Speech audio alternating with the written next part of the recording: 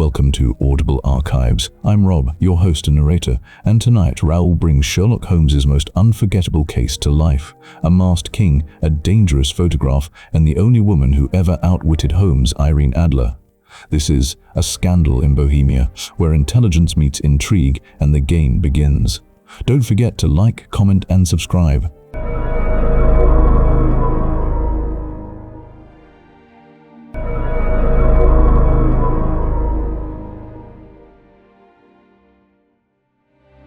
To Sherlock Holmes, she is always the woman. I have seldom heard him mention her under any other name. In his eyes, she eclipses and predominates the whole of her sex. It was not that he felt any emotion akin to love for Irene Adler. All emotions, and that one particularly, were abhorrent to his cold, precise, but admirably balanced mind. He was, I take it, the most perfect reasoning and observing machine that the world has seen. But as a lover, he would have placed himself in a false position. He never spoke of the softer passions, save with a gibe and a sneer. They were admirable things for the observer, excellent for drawing the veil from men's motives and actions.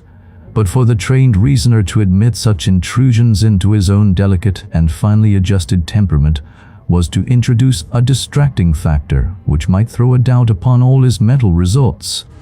Grit in a sensitive instrument, or a crack in one of his own high-power lenses, would not be more disturbing than a strong emotion in a nature such as his. And yet there was but one woman to him, and that woman was the late Irene Adler, of dubious and questionable memory. I had seen little of Holmes lately. My marriage had drifted us away from each other.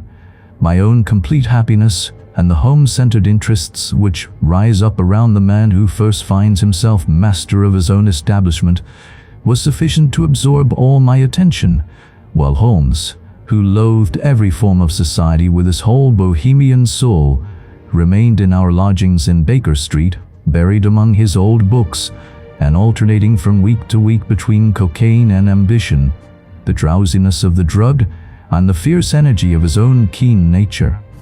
He was still, as ever, deeply attracted by the study of crime, and occupied his immense faculties and extraordinary powers of observation in following out those clues and clearing up those mysteries which had been abandoned as hopeless by the official police.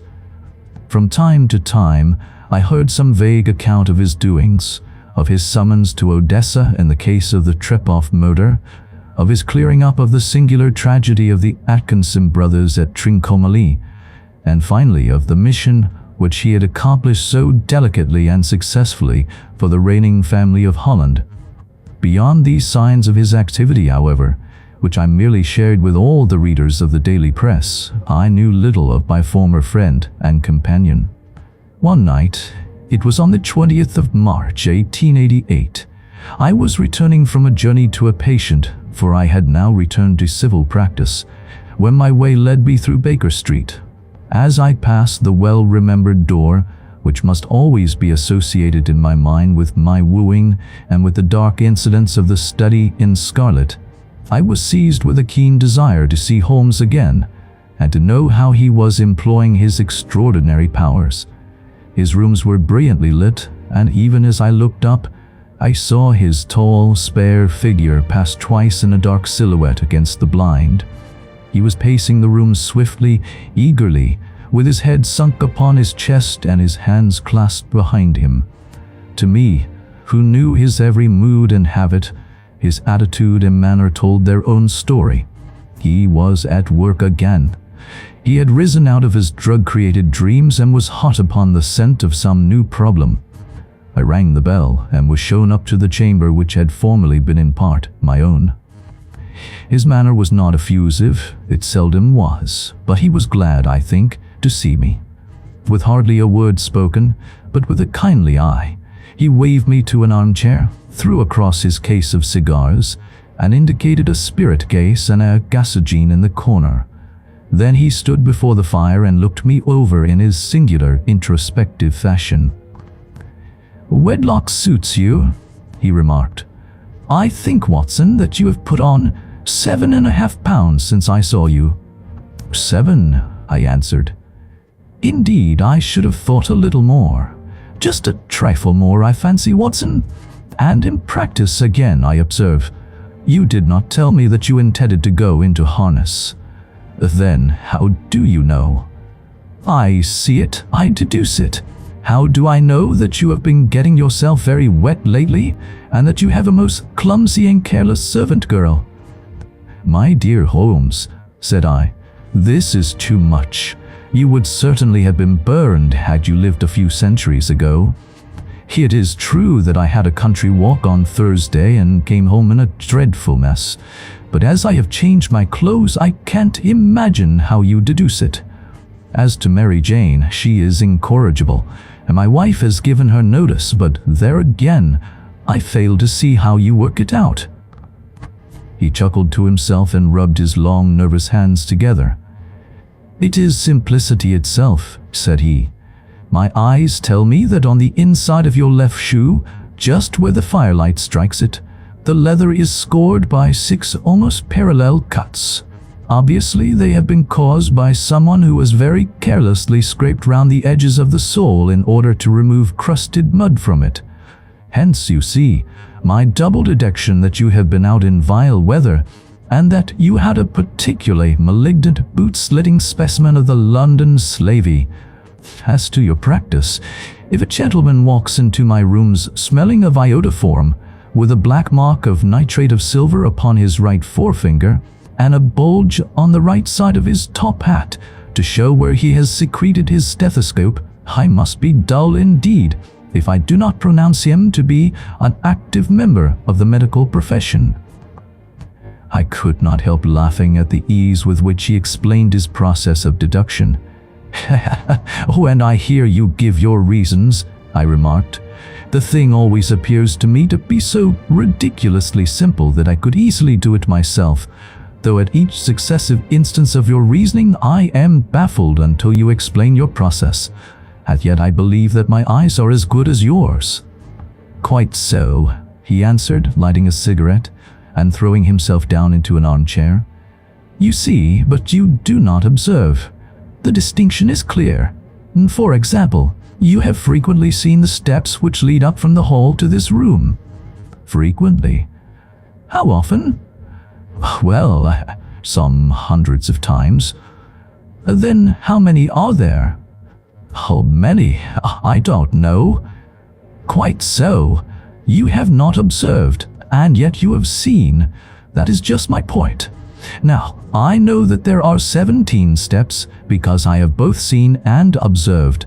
By the way, since you are interested in these little problems, and since you are good enough to chronicle one or two of my trifling experiences, you may be interested in this. He threw over a sheet of thick, pink-tinted notepaper which had been lying open upon the table. It came by the last post, said he. Read it aloud. The note was undated and without either signature or address. There will call upon you tonight at 7:45, it said. A gentleman who desires to consult you upon a matter of the very deepest moment. Your recent services to one of the royal houses of Europe have shown that you are one who may safely be trusted with matters which are of an importance which can hardly be exaggerated. This account of you we have from all quarters received. Be in your chamber then at that hour, and do not take it amiss if your visitor wear a mask. This is indeed a mystery, I remarked. What do you imagine that it means? I have no data yet. It is a capital mistake to theorize before one has data. Insensibly one begins to twist facts to suit theories, instead of theories to suit facts. But the note itself, what do you deduce from it? I carefully examined the writing and the paper upon which it was written. The man who wrote it was presumably well-to-do, I remarked, endeavoring to imitate my companion's processes. Such paper could not be bought under £0.50 a packet. It is peculiarly strong and stiff. Peculiar, that is the very word, said Holmes. It is not an English paper at all. Hold it up to the light. I did so, and saw a large E with a small g a capital P and a large capital G with a small t woven into the texture of the paper. "What do you make of that?" asked Holmes. "The name of the maker, no doubt, or his monogram, rather." "Not at all. The G with a small t stands for Gesellschaft, which is German for company. It is a customary contraction like our CO for company. P, of course, stands for Papier. Now for the EG, let us glance at our Continental Gazetteer." He took down a heavy brown volume from his shelves. Iglonitz, here we are, Egria. It is in a German-speaking country, in Bohemia, not far from Karlsbad. Remarkable as being the scene of the death of Wallenstein, and for its numerous glass factories and paper mills. Ha, my boy, what do you make of that?" His eyes sparkled and he set up a great-blue triumphant cloud from his cigarette. "The paper was made in Bohemia," I said. "Precisely, and the man who wrote the note is a German. Do you note the peculiar construction of the sentence? 'This account of you we have from all quarters received'? A Frenchman or Russian could not have written that. It is the German who is so uncourteous to his verbs.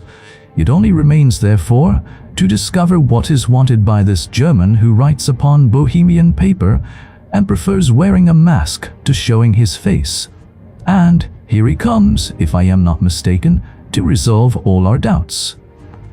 As he spoke, there was a sharp sound of horses' hoofs and grating wheels against the curb, followed by a sharp pull at the bell. Holmes whistled. "A pair by the sound," said he. "Yes," he continued, glancing out of the window. "A nice little brougham and a pair of beauties. 150 guineas apiece. There's money in this case, Watson, if there is nothing else." "I think that I had better go, Holmes." "Not a bit, Doctor. Stay where you are. I am lost without my Boswell, and this promises to be interesting. It would be a pity to miss it." "But your client—" "Never mind him. I may want your help, and so may he. Here he comes. Sit down in that armchair, Doctor, and give us your best attention." A slow and heavy step, which had been heard upon the stairs and in the passage, paused immediately outside the door. Then there was a loud and authoritative tap. "Come in," said Holmes.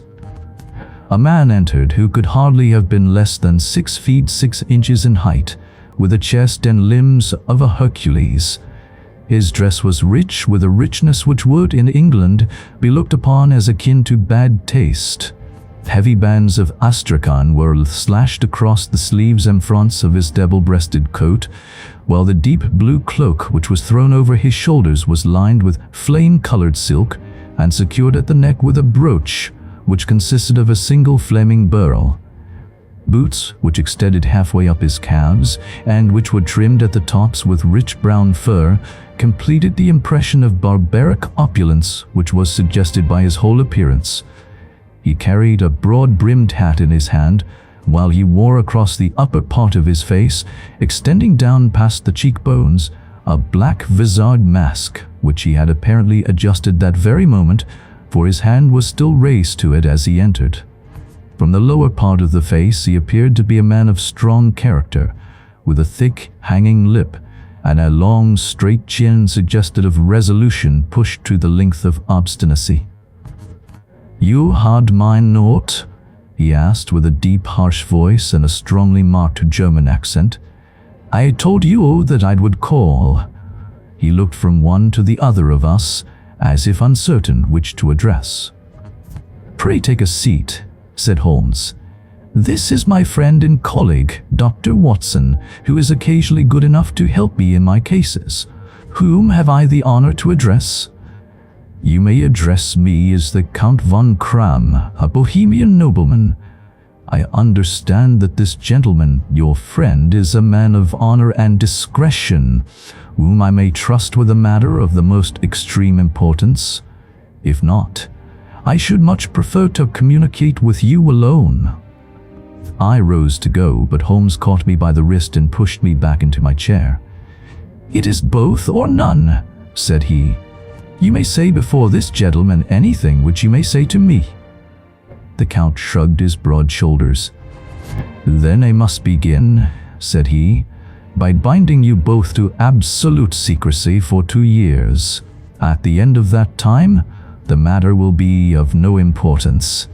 At present it is not too much to say that it is of such weight, it may have an influence upon European history." "I promise," said Holmes. "And I—" "You will excuse this mask," continued our strange visitor. "The august person who employs me wishes his agent to be unknown to you, and I may confess at once that the title by which I have just called myself is not exactly my own." "I was aware of it," said Holmes dryly. "The circumstances are of great delicacy, and every precaution has to be taken to quench what might grow to be an immense scandal and seriously compromise one of the reigning families of Europe. To speak plainly, the matter implicates the great house of Ormstein, hereditary kings of Bohemia." "I was also aware of that," murmured Holmes, settling himself down in his armchair and closing his eyes. Our visitor glanced with some apparent surprise at the languid, lounging figure of the man who had been no doubt depicted to him as the most incisive reasoner and most energetic agent in Europe. Holmes slowly reopened his eyes and looked impatiently at his gigantic client. "If your Majesty would condescend to state your case," he remarked, "I should be better able to advise you." The man sprang from his chair and paced up and down the room in uncontrollable agitation. Then, with a gesture of desperation, he tore the mask from his face and hurled it upon the ground. "You are right," he cried. "I am the king. Why should I attempt to conceal it?" "Why indeed?" murmured Holmes.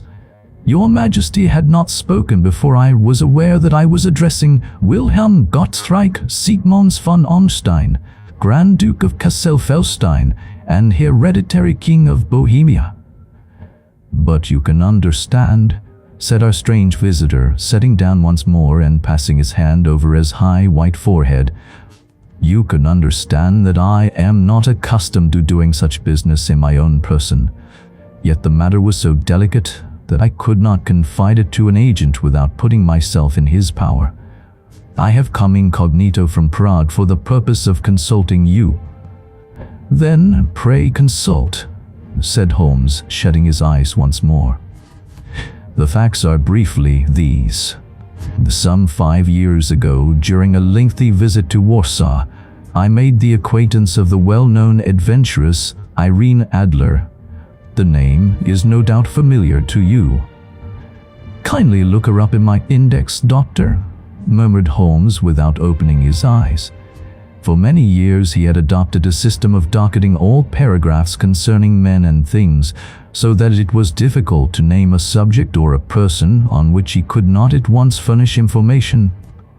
In this case, I found her biography sandwiched in between that of a Hebrew rabbi and that of a staff commander who had written a monograph upon the deep-sea fishes. "Let me see," said Holmes. "Born in New Jersey in the year 1858.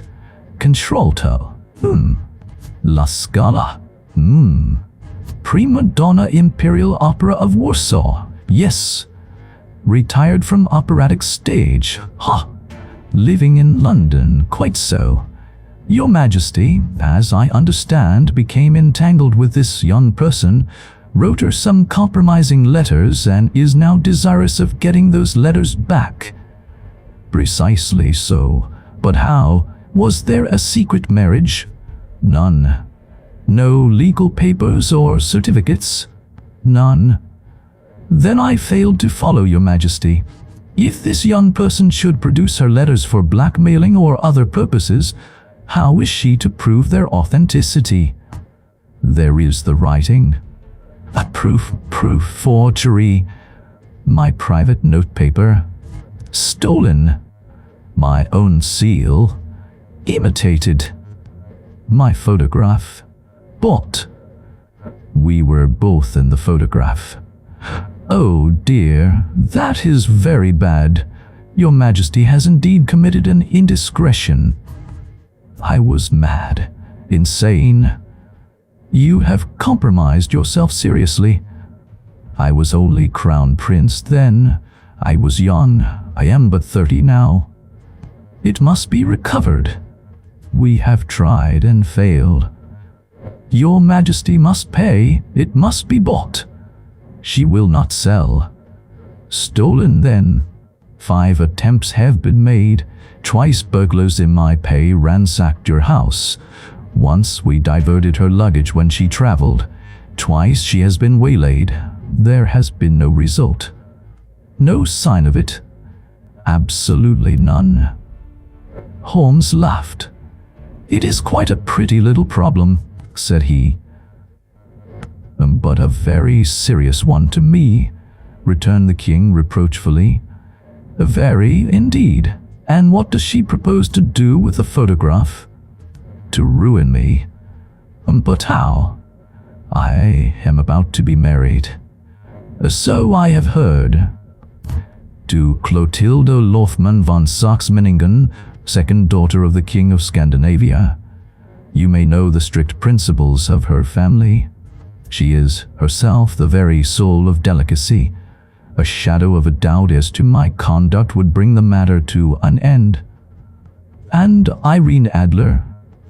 "Threatens to send them the photograph, and she will do it. I know that she will do it. You do not know her, but she has a soul of steel. She has the face of the most beautiful of women and the mind of the most resolute of men. Rather than I should marry another woman, there are no lengths to which she would not go. None." "You are sure that she has not sent it yet?" "I am sure." "And why?" "Because she has said that she would send it on the day when the betrothal was publicly proclaimed. That will be next Monday." "Oh, then we have 3 days yet," said Holmes with a yawn.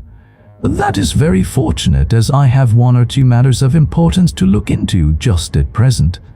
Your Majesty will, of course, stay in London for the present?" "Certainly. You will find me at the Langham under the name of the Count von Kram." "Then I shall drop you a line to let you know how we progress." "Pray do so. I shall be all anxiety." "Then, as to money?" "You have carte blanche."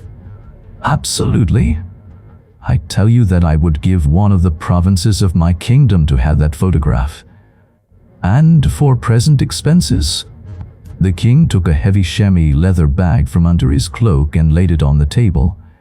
"There are £300 in gold and 700 in notes," he said. Holmes scribbled a receipt upon a sheet of his notebook and handed it to him. "And mademoiselle's address?" he asked.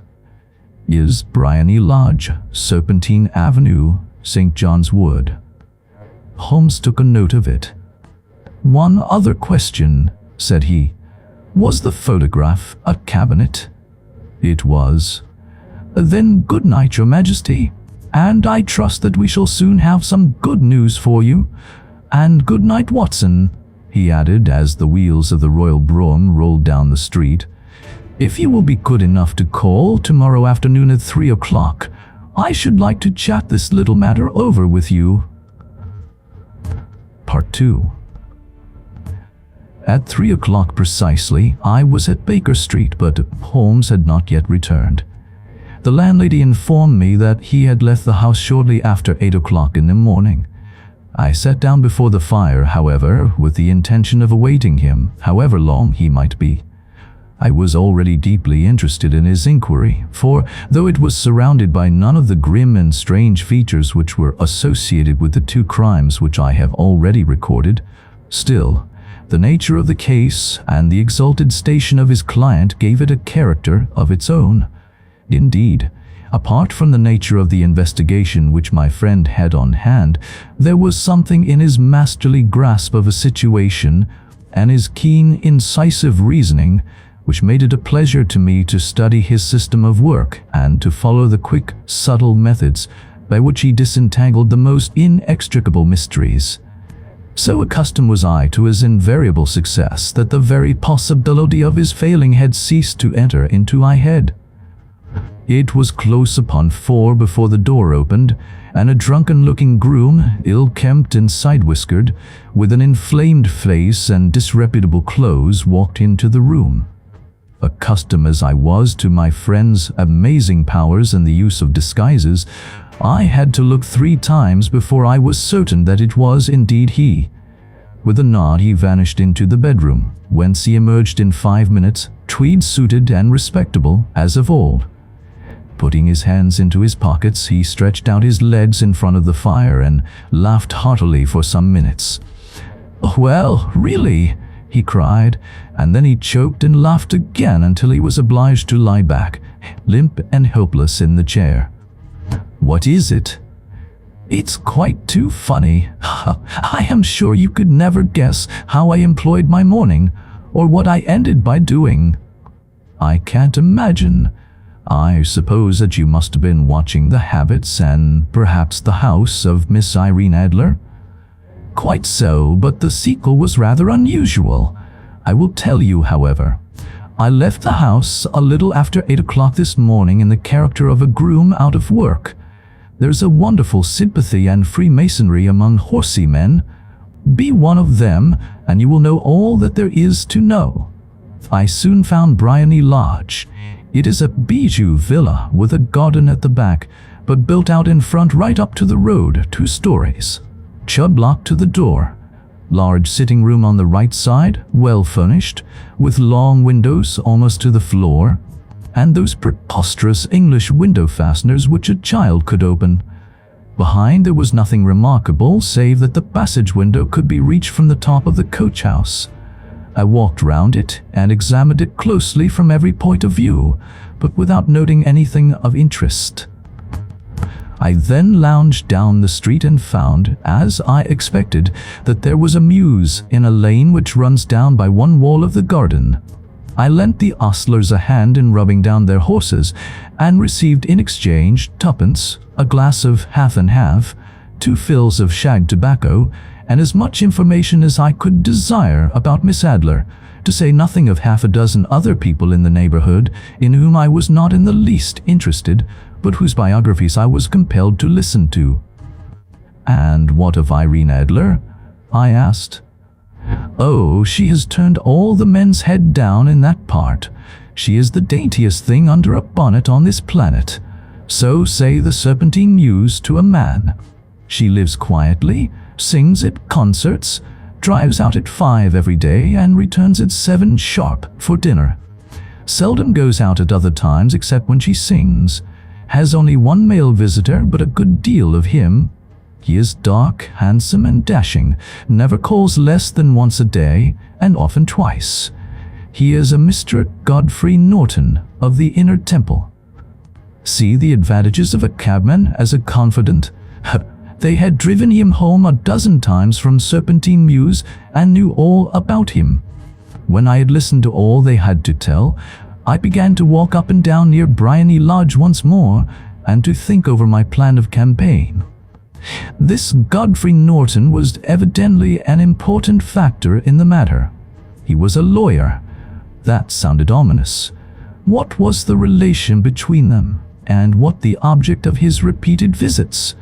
Was she his client, his friend, or his mistress? If the former, she had probably transferred the photograph to his keeping. If the latter, it was less likely. On the issue of this question depended whether I should continue my work at Briony Lodge or turn my attention to the gentlemen's chambers in the temple. It was a delicate point, and it widened the field of my inquiry. I fear that I bore you with these details, but I have to let you see my little difficulties if you are to understand the situation. "I am following you closely," I answered. I was still balancing the matter in my mind when a hansom cab drove up to Briony Lodge, and a gentleman sprang out. He was a remarkably handsome man, dark, aquiline, and moustached, evidently the man of whom I had heard. He appeared to be in a great hurry, shouted to the cabman to wait, and brushed past the maid who opened the door with the air of a man who was thoroughly at home. He was in the house about half an hour, and I could catch glimpses of him in the windows of the sitting room, pacing up and down, talking excitedly, and waving his arms. Of her, I could see nothing. Presently he emerged, looking even more flurried than before. As he stepped up to the cab, he pulled a gold watch from his pocket and looked at it earnestly. "Drive like the devil," he shouted. "First to Gross and Hankey's in Regent Street, and then to the Church of St. Monica in the Edgware Road. Half a guinea if you do it in 20 minutes. Away they went, and I was just wondering whether I should not do well to follow them, when up the lane comes a neat little landau, the coachman with his coat only half buttoned, and his tie under his ear, while all the tags of his harness were sticking out of the buckles. It hadn't pulled up before she shot out of the hall door and into it. I only caught a glimpse of her at the moment, but she was a lovely woman, with a face that a man might die for. "The Church of St. Monica, John," she cried, "and half a sovereign if you reach it in 20 minutes. This was quite too good to lose, Watson. I was just balancing whether I should run for it, or whether I should perch behind her landau, when a cab came through the street. The driver looked twice at such a shabby fare, but I jumped in before he could object. "The Church of St. Monica," said I, "at half a sovereign if you reach it in 20 minutes. It was 25 minutes to 12, and of course it was clear enough what was in the wind. My cabby drove fast. I don't think I ever drove faster, but the others were there before us. The cab and the landau with their steaming horses were in front of the door when I arrived. I paid the man and hurried into the church. There was not a soul there save the two whom I had followed, and a surpliced clergyman who seemed to be expostulating with them. They were all three standing in a knot in front of the altar. I lounged up the side aisle like any other idler who has dropped into a church. Suddenly, to my surprise, the three at the altar faced round to me, and Godfrey Norton came running as hard as he could towards me. "Thank God," he cried. "You'll do. Come, come." "What then?" I asked. "Come, man, come. Only 3 minutes, or it won't be legal." I was half dragged up to the altar, and before I knew where I was, I found myself mumbling responses which were whispered in my ear, and vouching for things of which I knew nothing, and generally assisting in the secure tying up of Irene Adler, spinster, to Godfrey Norton, bachelor. It was all done in an instant, and there was the gentleman thanking me on the one side and the lady on the other, while the clergyman beamed on me in front. It was the most preposterous position in which I ever found myself in my life, and it was the thought of it that started me laughing just now. It seems that there had been some informality about their license, that the clergyman absolutely refused to marry them without a witness of some sort, and that my lucky appearance saved the bridegroom from having to sally out into the streets in search of a best man. The bride gave me a sovereign, and I mean to wear it on my watch chain in memory of the occasion. "This is a very unexpected turn of affairs," said I. "And what then?" "Well, I found my plans very seriously menaced. It looked as if the pair might take an immediate departure, and so necessitate very prompt and energetic measures on my part. At the church door, however, they separated, he driving back to the temple, and she to her own house. "I shall drive out in the park at 5 as usual," she said as she left him. I heard no more. They drove away in different directions, and I went off to make my own arrangements. "Which are?" "Some cold beef and a glass of beer," he answered, ringing the bell. "I have been too busy to think of food, and I am likely to be busier still this evening. By the way, Doctor, I shall want your cooperation." "I shall be delighted." "You don't mind breaking the law?" "Not in the least." "Nor running a chance of arrest?" "Not in a good cause." "Oh, the cause is excellent. Then I am your man. I was sure that I might rely on you. But what is it you wish?" When Mrs. Turner has brought in the tray, I will make it clear to you. Now," he said as he turned hungrily on the simple fare that our landlady had provided, "I must not discuss it while I eat, for I have not much time. It is nearly 5 now. In 2 hours we must be on the scene of action. Miss Irene, or Madame rather, returns from her drive at 7. We must be at Briony Lodge to meet her." "And what then?" "You must leave that to me. I have already arranged what is to occur. There is only one point on which I must insist. You must not interfere, come what may. You understand? I am to be neutral? To do nothing whatever. There will probably be some small unpleasantness. Do not join in it. It will end in my being conveyed into the house.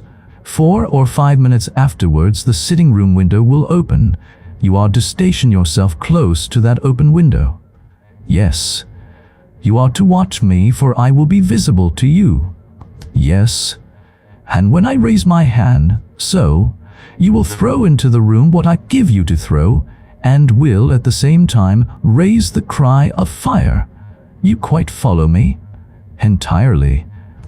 "It is nothing very formidable," he said, taking a long cigar-shaped roll from his pocket.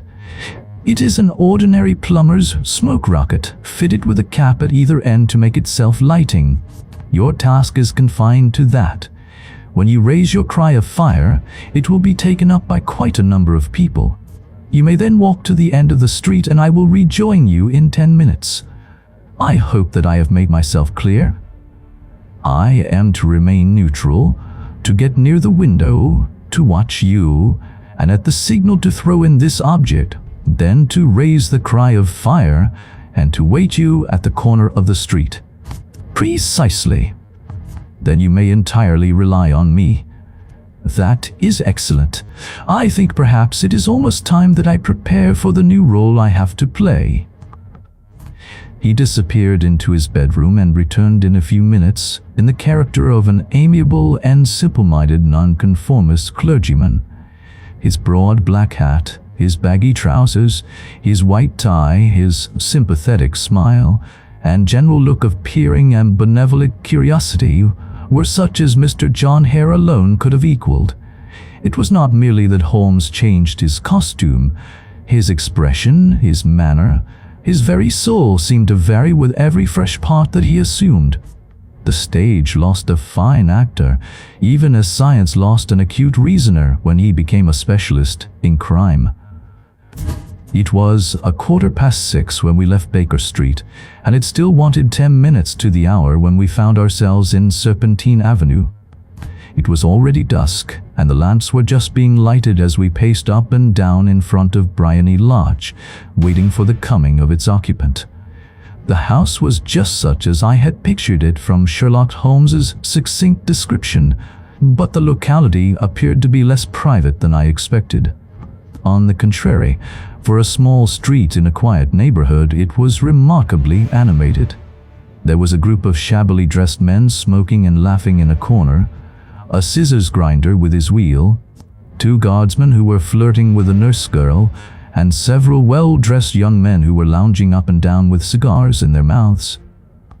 "You see," remarked Holmes as we paced to and fro in front of the house, "this marriage rather simplifies matters.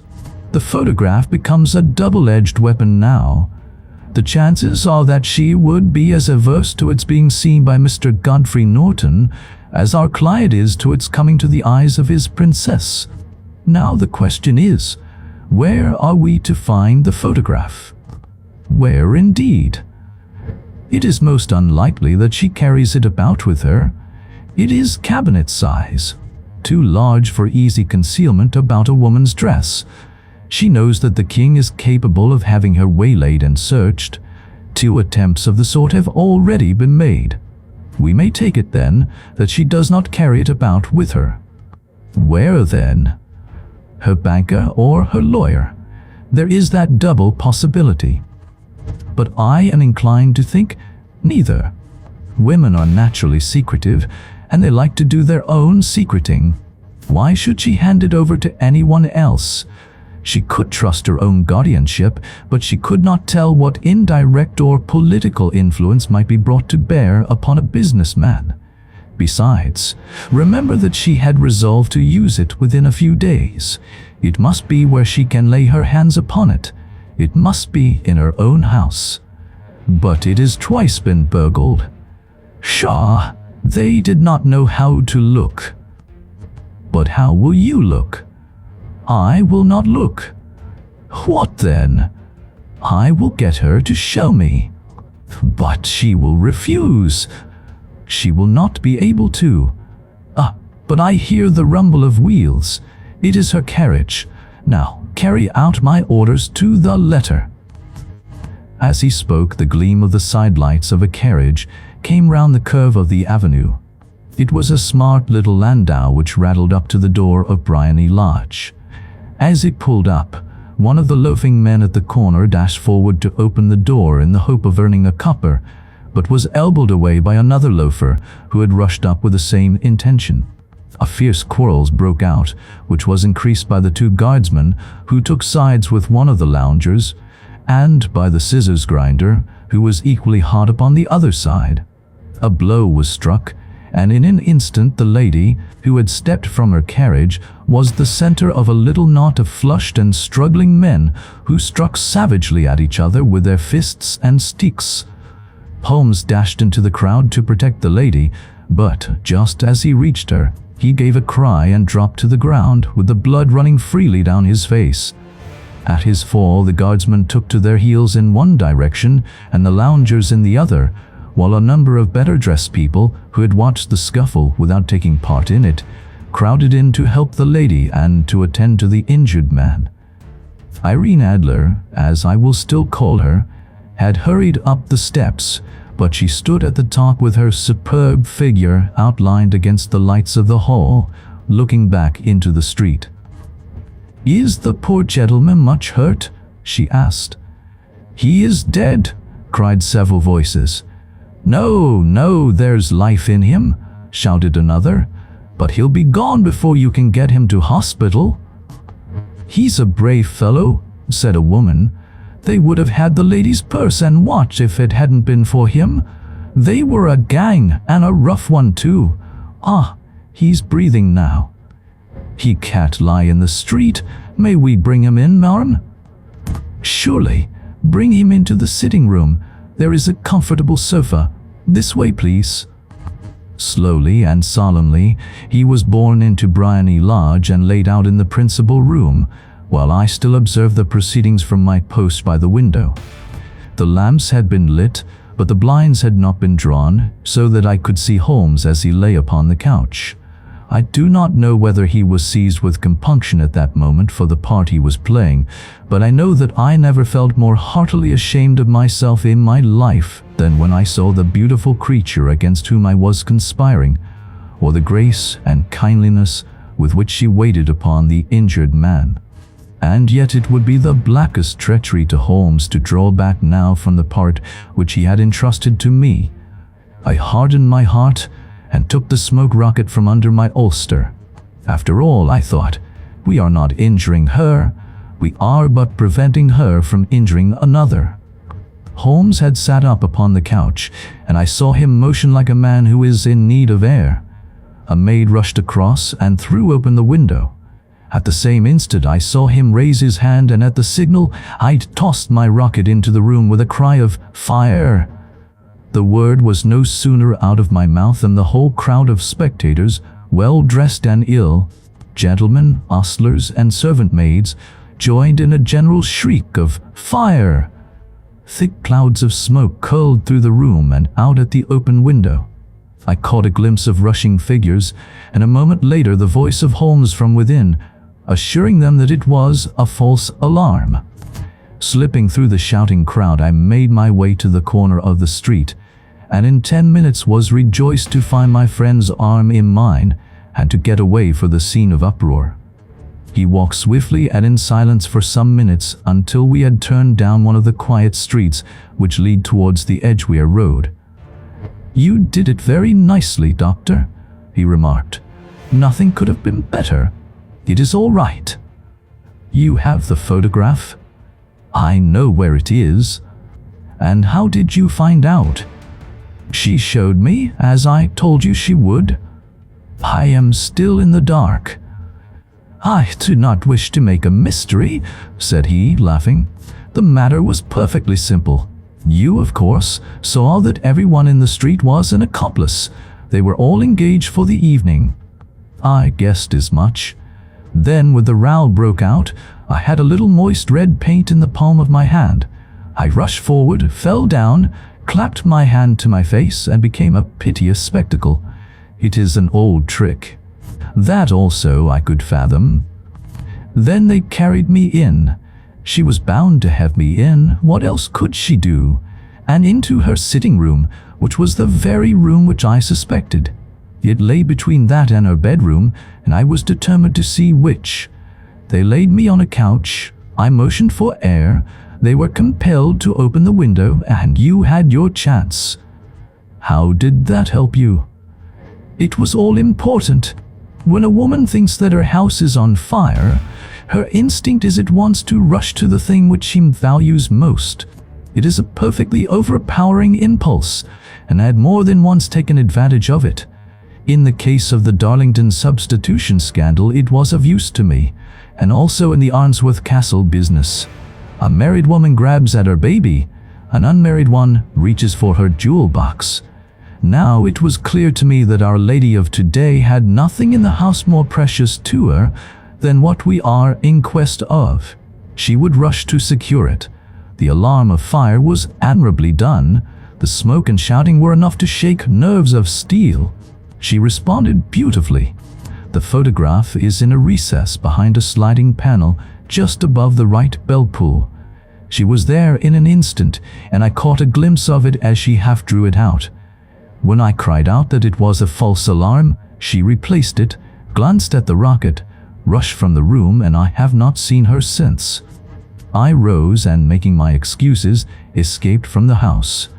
I hesitated whether to attempt to secure the photograph at once, but the coachman had come in, and as he was watching me narrowly, it seemed safer to wait. A little over-precipitance may ruin all. And now? I asked. Our quest is practically finished.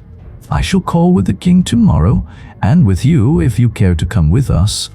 We will be shown into the sitting room to wait for the lady, but it is probable that when she comes, she may find neither of us nor the photograph.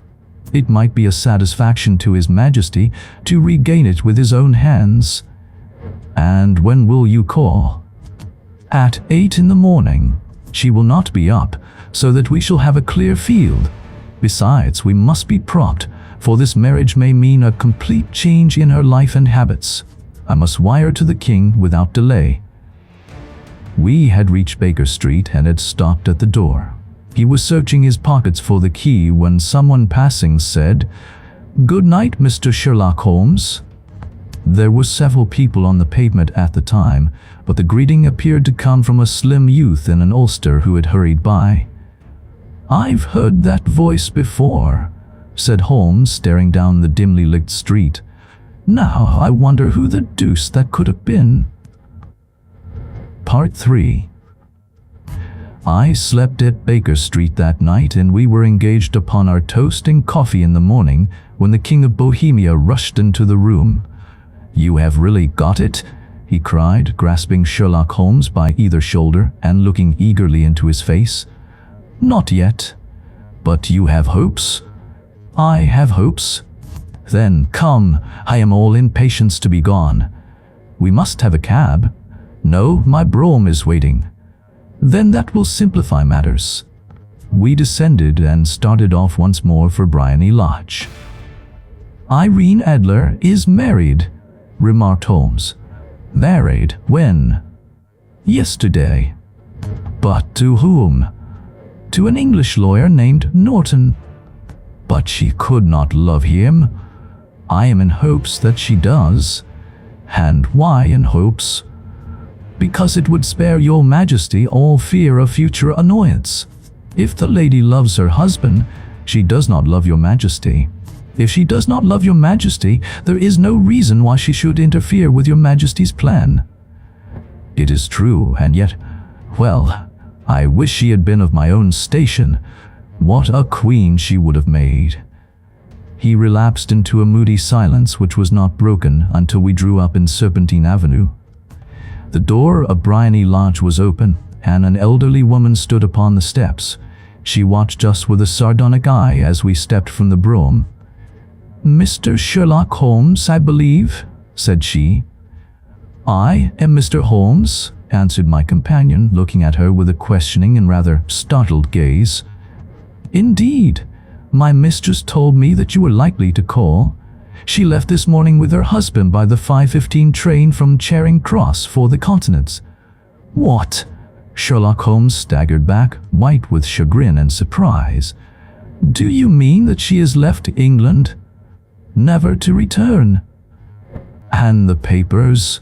asked the king hoarsely. "All is lost." "We shall see." He pushed past the servant and rushed into the drawing room, followed by the king and myself. The furniture was scattered about in every direction, with dismantled shelves and open drawers, as if the lady had hurriedly ransacked them before her flight. Holmes rushed at the bell pull, tore back a small sliding shutter, and plunging in his hand, pulled out a photograph and a letter. The photograph was of Irene Adler herself in evening dress. The letter was superscribed to Sherlock Holmes, Esquire, to be left till called for. My friend tore it open, and we all three read it together. It was dated at midnight of the preceding night, and ran in this way. "My dear Mr. Sherlock Holmes, you really did it very well. You took me in completely. Until after the alarm of fire, I had not a suspicion. But then when I found how I had betrayed myself, I began to think. I had been warned against you months ago. I had been told that, if the king employed an agent, it would certainly be you. And your address had been given me. Yet with all this, you made me reveal what you wanted to know. Even after I became suspicious, I found it hard to think evil of such a dear, kind old clergyman. But you know, I have been trained as an actress myself. Male costume is nothing new to me. I often take advantage of the freedom which it gives. I sent John, the coachman, to watch you, ran upstairs, got into my walking clothes, as I call them, and came down just as you departed. Well, I followed you to your door, and so made sure that I was really an object of interest to this celebrated Mr. Sherlock Holmes. Then I, rather imprudently, wished you good night, and started for the temple to see my husband. We both thought the best resource was flight, when pursued by so formidable an antagonist. So you will find the nest empty when you call tomorrow. As to the photograph, your client may rest in peace. I love and am loved by a better man than he. The king may do what he will without hindrance from one whom he has cruelly wronged. I keep it only to safeguard myself, and to preserve a weapon which will always secure me from any steps which he might take in the future. I leave a photograph which he might care to possess, and I remain, dear Mr. Sherlock Holmes, very truly yours, Irene Norton, née Adler." "What a woman! Oh, what a woman!" cried the King of Bohemia when we had all three read this epistle. "Did I not tell you how quick and resolute she was? Would she not have made an admirable queen? Is it not a pity that she was not on my level?" "From what I have seen of the lady, she seems indeed to be on a very different level to your Majesty," said Holmes coldly. "I am sorry that I have not been able to bring your Majesty's business to a more successful conclusion." "On the contrary, my dear sir," cried the king, "nothing could be more successful. I know that her word is inviolate. The photograph is now as safe as if it were in the fire." "I am glad to hear your Majesty say so." "I am immensely indebted to you. Pray tell me in what way I can reward you. This ring—" He slipped an emerald snake ring from his finger and held it out upon the palm of his hand. "Your Majesty has something which I should value even more highly," said Holmes. "You have but to name it." "This photograph." The king stared in amazement. "Irene's photograph," he cried. "Certainly, if you wish it." "I thank your majesty. Then there is no more to be done in the matter. I have the honor to wish you a very good morning." He bowed, and turning away without observing the hand which the king had stretched out to him, he set off in my company for his chambers. And that was how a great scandal threatened to affect the kingdom of Bohemia, and how the best plans of Mr. Sherlock Holmes were beaten by a woman's wit. He used to make merry over the cleverness of women, but I have not heard him do it of late. And when he speaks of Irene Adler, or when he refers to her photograph, it is always under the honorable title of the woman. You've just listened to A Scandal in Bohemia, narrated by Rob, with artwork, music, and editing crafted by Raul for Audible Archives. If you enjoyed this classic clash of wits, be sure to like, comment, and subscribe. Until next time, stay sharp, stay curious, and stay listening.